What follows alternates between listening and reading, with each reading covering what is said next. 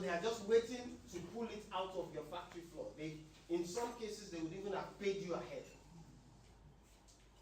These are the three most important people, and they are the three people that this conversation is about. Next slide, sir. So I'll discuss the basics, and I know Mr. Adeleke warned me. He said a lot of people are scared of mathematics and numbers and stuff, and I said, no, don't worry. I wanted to tell a story. I had the privilege of attending public secondary schools in Nigeria. I was in government college and I was in Wesley College. Do people know where it's called a Lekuro? Yeah. The interior of the interior. Right. But I had you were in Wesley, sir? I think somebody yeah, I know. You know the place, okay. I had the privilege of studying under the best mathematics teacher, who I believe was the best mathematics teacher, and it was in Wesley College in Ilekoro. Taught us mathematics. So I'm just trying to pass on that confidence to you that don't worry about the mathematics. If anybody is scared, I don't believe anybody should be. But if anybody is scared about mathematics, this is going to be very, very easy. Because I wasn't super good at it until I got to meet that man, and he made it to look like really simple. So the basics I want to discuss are what they call the three statements, the three financial statements that you would have in any typical company. One of them is the profit and loss account. There's only one positive component in that profit and loss. Well, there might be more, but there's one major positive component in the profit and loss account. That is the revenue of the company. That revenue is driven by those salespeople like Mr. Toby. The price we're selling it at and the volume of it that we're pushing out. If you get that number right, you can succeed at anything. In fact, I think the most successful people in the world are salespeople. They are the ones who can communicate their ideas, their concepts, their beliefs to anybody, and those people will buy it. So you have the revenues at the top there. Everything else is negative. The cost of the goods that you want to sell, the selling, general, and administrative expense, which covers everything from salaries, direct salaries, everything that has to do with your administrative expenses, marketing, transport, everything, all eating in that selling, general, and administrative expense. And then you get all the way to depreciation and so on and so on. But the message I just want you to take away from that first column is actually that you are in business for the margin. You're not in business. You're not in business for the price. You are in business for the margin. Because I know somebody popular in Nigeria said the Dangote refinery would not have been successful at a 200 naira price. It is a lie. The most important thing is the margin. If you get the cost right, you can sell at whatever price you want. If you get the cost right. The example I wanted to give was that when we started Food Locker in 2017, 2018, there was a product that was called Mitros Rice. Does anybody know that product? Mitros Rice. It was produced in Ogun State. The Ogun State government decided they were going to build 3 rice mills in Ogun State. If you pass through Apata, you're going to Abeokuta, you're entering into Abeokuta, you get to Ashiro. They had a rice mill there on the left-hand side before you get to GT Bank just down the road. Then he had 3 of them, 3 senatorial districts, and they were producing fantastic rice, high quality, high fiber, delicious rice. The price was so much better than what you have in the open market. People were pulling those products from our shelves like pure water, like it was moving like really fast. And the price was so much cheaper than the local market price. So it's not about the price. It's about, have you gotten the fundamentals of cost, product, customer right? You get them right, you can sell at any price. I just wanted to mention that. So we're in the business for the margin. We get to net income here, right? So all the way we start with sales, we start removing all the costs and so on, and we get to net income. That net income is essentially what drives our cash flow, especially cash flow from operations. That's the most important metric there. You get the net income right, your cash flow from, so there are 3 aspects of the cash flow. There is the cash flow from the operations. You know, I said one of the most important people is those people who can execute, those people who can operate it. The cash flow from that operations. That net income also drives your ending cash, which is the cash that you have, that the business claims in its balance sheet on the asset column.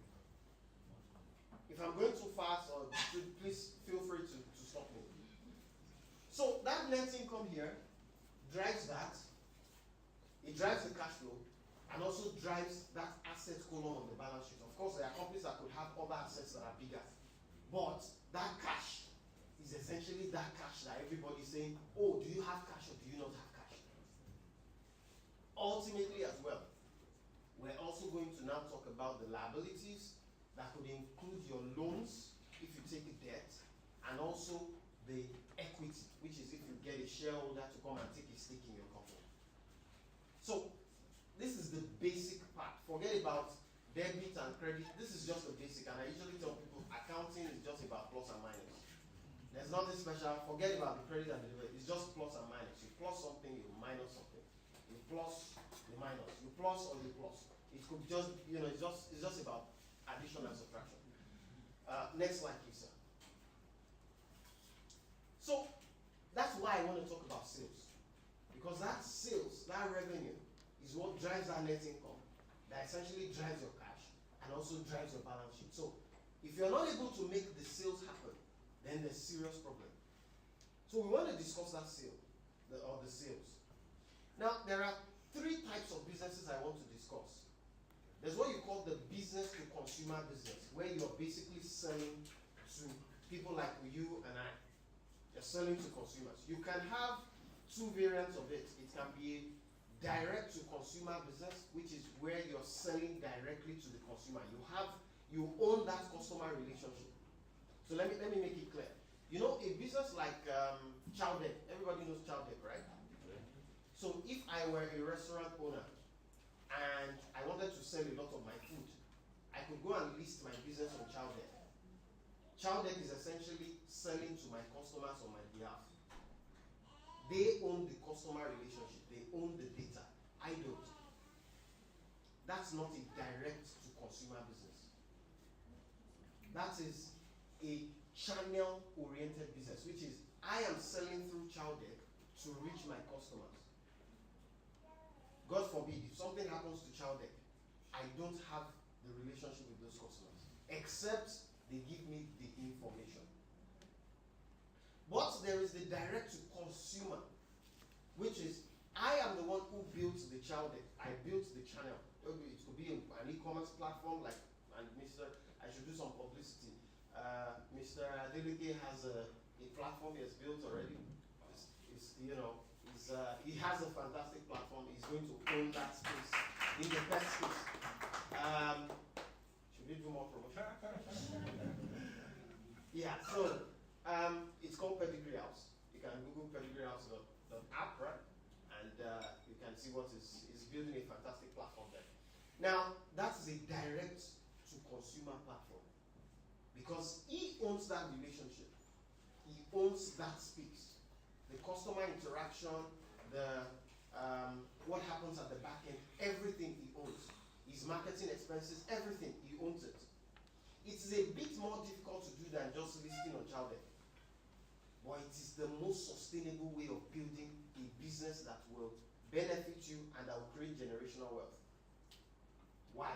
You own that customer relationship. So in that kind of business, the first thing you want to do is to attract a large number of customers. You want to attract them. You want them to come in. And people use a lot of platforms. They use social media, adverts, influencers, flyers, all these kind of things. But the objective is just to attract. We're going into that process now. The mistake a lot of people make is that they close it at that point. They feel that is all it is about. That's not all it's about. You now need to take it to the point where you then understand the needs of those customers and translate them into an offering that those customers want. In some cases, what you think they want is not what they want. In some cases, they have to teach you what they want. And you have to have the flexibility to change your offering based on what they said they want. They are only going to pay for what they want. So that's the next stage, which is they would interact with you, they will contact you, they would try to, how does your platform work? What do we need to do if you want to buy this and that and so on? Then you need to now build the desire. You need to show them and say that the gentleman there bought from us, he has bought this fantastic product, this is how that product is serving him. You have to create that information for them to see. So sometimes they call them reviews, customer reviews. For example, I shop a lot on Temu, and if I go on Temu, I'm trying to look at what people are saying about the product I want to buy. And that persuades me to want to buy that thing or not. Then you need to tell a story. There has to be a story behind what you're doing. Why am I in this business? What is the objective for me? Why am I in the cattle business? I am in the cattle business because I believe that we don't consume as much protein as we should. I didn't consume as much protein as I should have when I was growing up. And we're not doing that. In fact, I have a map that I usually share with investors that talks about the fact that Nigeria and several African countries do not consume, they require 61 grams of protein that we need to function well and to think. That's why I'm in the protein business. And I want to have the biggest one that we can have. So we originally did chicken, and I felt this is too small. It can't meet the scale of the problem. So one cow could give me 500 kilograms. That means it will feed 500 people with 1 kilogram of beef in a week. That's fantastic. I want that. And we actually have one of the cheapest prices in cattle in southwest Nigeria now. Right. So you need to build that desire. So like I just gave you the story, right? Then the checkout. How do I buy? Mr. Adeleke can bear evidence about this. You're trying to contact a business and you're saying, what are your prices? Or they ghost you for the next 3 days. Or they say DM for price. Or they say, yes, you have to pay this, but then at the end you still have to pay. No. Everything has to be clear from the beginning. What is the total cost of this transaction? And that is part of your sales process. You have to refine it and keep refining it. At one point when we were building our platform, we had to collect all the locations we wanted to ship to. We then determined what are the prices for each location. And everybody, so when you come onto Food Locker, for example, you click, you get there, you select your location, it tells you, and you can even select when and at what time that order should be delivered to you, and we fulfill it based on your terms. It has to be that clear. Because that clarity gives the person the willingness to give you their money. Then you then have the domain of upselling, which is you are then offering them more things. You bought a dog from us, you're going to need dog food. You bought a cow from us, you're going to need BSG. You bought a cow from us, you're going to need medication. You bought a cow from us, you're going to need somebody to slaughter it. We have to be the ones to complete that cycle for the buyer. The most important thing in sales is to understand the customer enough such that at the point at which you're making that transaction happen, they have no ambiguity about what they are getting. Everything is clear to the final point. That is what convinces people and persuades them to give you their money. And this is just one type of business. Business to consumer, but the direct to consumer option, D2C. Next slide, please, sir. The second one is the business to business, which is I'm selling to a business. I am a business, but I'm selling to another business. And I'll tell you why this is about the most interesting space. Number one, the ticket sizes are usually bigger. Number two, you can almost always predict this. It's a lot more difficult, especially for people who are familiar maybe with demand forecasting and things like that. It's a lot more difficult to forecast the demand of everybody in this room. But if everybody here were the procurement manager of a business, it's super easy for me to forecast what they are going to need from week to week. As soon as I have some small transaction with them. Because they are predictable, they plan. Businesses plan. Most people would, okay, I will buy this. I need to change my mind, So this side is very interesting, especially in our country and economy now. The consumers are the ones that have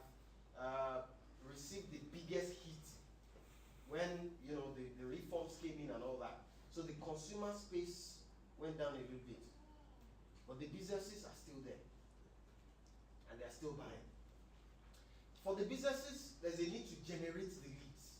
So how do I get a list of those potential customers? How do I collect their information? How am I sure that these people are the right people I should be talking to? So you need to qualify them. Do they have the budget? Do they have the need? Do they have the authority to say yes? And ultimately, you also want to understand that in reality, is this the right time? So let me give you an example. There are some, especially people who work maybe in like FMCG and so on. There's usually some kind of momentum towards festivities. There's usually momentum towards maybe Christmas, maybe towards the end of the year. Folks who are doing businesses like, there are certain businesses where some of the marketing departments of those companies would want to offload a lot of cash at a period of time, maybe because of their budget. They've spent the budget and now they have this huge amount of cash. You come in at the right time and you're able to cash in a lot of sales because it is the right time. I had an innovation professor who said that one of the most important ingredients for success in business is time. Is it the right time? For example, Money Point, it was the right time. They came in with their POs. They had done a lot of things that many people did not know. They had done payments, just like Paystack and Flutterwave, that didn't really fly that much. But it was the right time when the currency redesign thing came in and government swept off a lot of cash. They were the most ready, the most effective, the most efficient payment system through which people could transact. Boom! That was it. It was not, yes, of course, they had a lot of smart people, like one of the salespeople who I know and so on, but it was just the right time.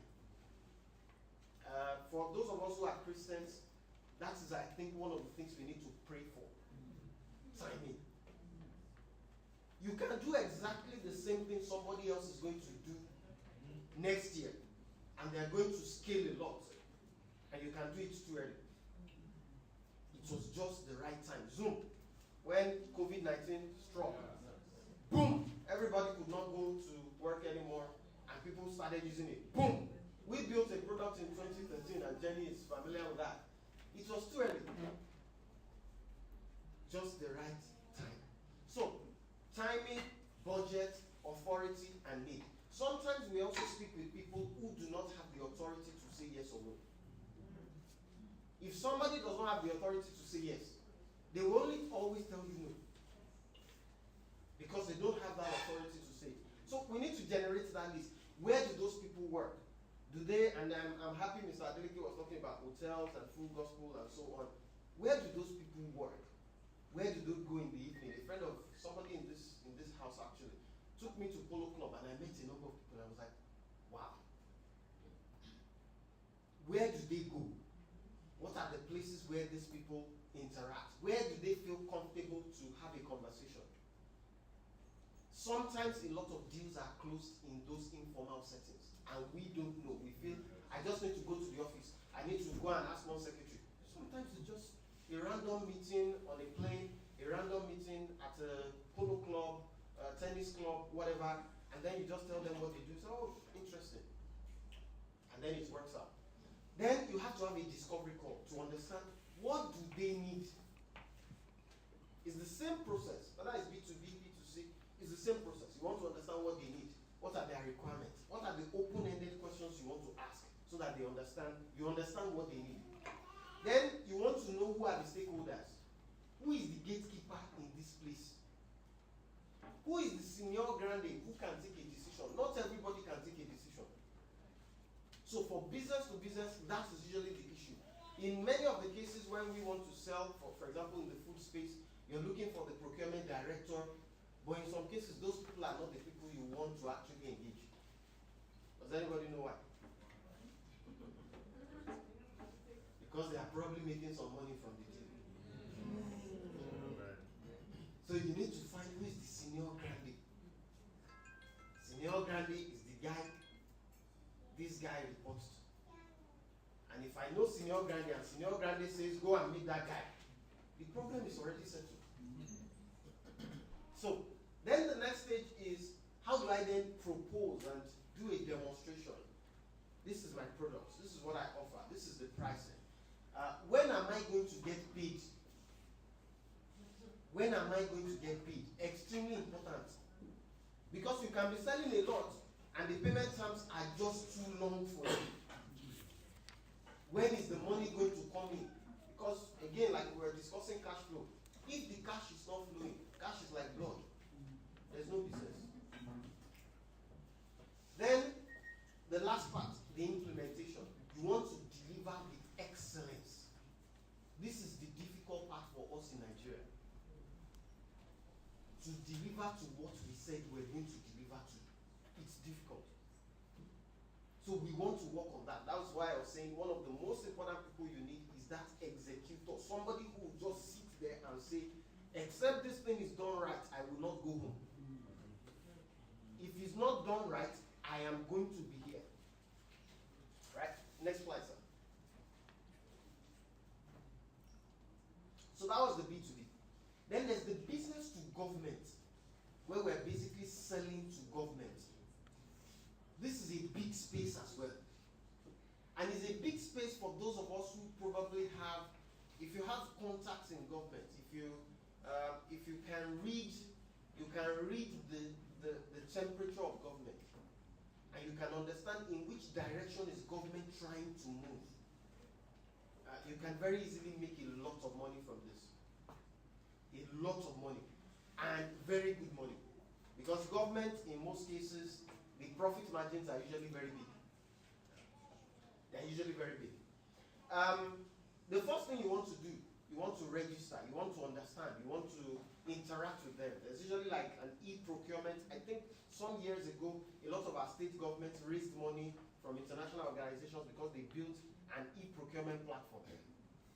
That was the standard. That was like the global standard. That every government should have e-procurement platforms where you and I can just go onto the platform, look at what government wants to do or execute, we register, we apply, and we're able to get it done. I'm not sure whether it's still there now or whether some of them are still paying attention. But there is a need to network with them to really understand what it is they are doing. Right? Then you go into the pre-marketing, which is you're trying to understand their requirements. You want to understand what it is they want to do and things like that. Then you go to drafting the proposal. And then you go into the contract award if you're lucky. This space is a little bit difficult. Because I remember when Mr. Dileke was asking, are there contractors in the house? I think nobody put their hands on. But this is a very, oh, you did, sir. Okay. But this is a very interesting space. Right?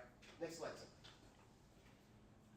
So that's all on sales. We've gone across this before and I wanted to just show it to us again. The purpose of all of that is to ensure that those numbers then work. Next slide, sir. Then the metrics. One of the questions I usually ask people is, how do you essentially determine, for example, what is the highest amount you should pay to any employee in your company? Does anybody have an opinion? Because people are happy to collect more money anyway. Right? I want to collect more money. But it's not always the best option for a business. How do I determine that? It's still in your numbers. There's always a gross margin per employees that you have now. So that gross margin per employee, that is the ceiling.